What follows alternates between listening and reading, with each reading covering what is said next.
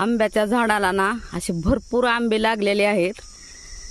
इथं आंबराईच आहे अशी, तर ह्या आंबराईला ना अशी घोस आंब्याच्या झाडाला आंबे लागलेले आहेत। असे खाली लोंबले तर आंबे एवढे लागलेले आहेत।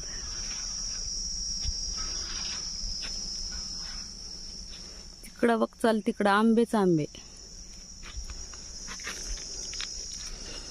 तर सुंदर अशी ही आंबराई आहे आणि आंबराईमध्ये ना भरपूर असे आंबे लागलेले आहेत।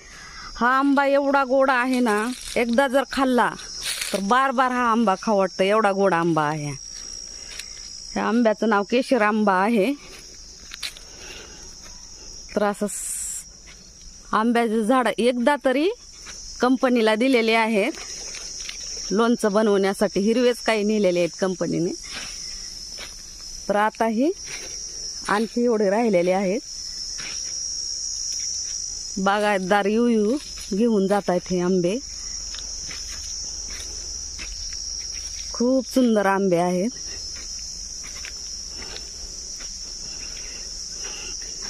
इथे जेवणाचे डब्बे, आम्ही जेवण केलं इथं दुपारी। तर मस्तपैकी असे आंबे लागलेले आहेत।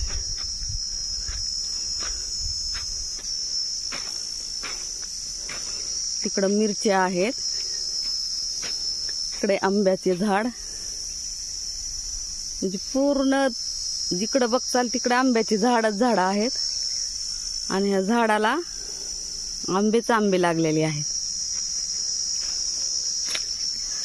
तर या आमराईमध्ये आंबे खायला,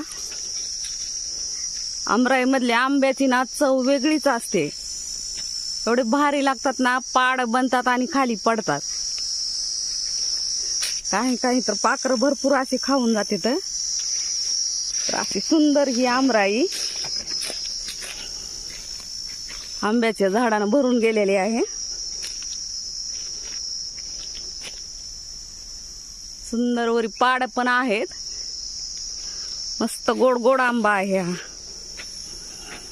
इकडं शेंगाची शेती आहे। तर सुंदर असे आंबे आणि शेंगा या खायला सर्वांनी। शेतातील आस्वाद खूपच सुंदर।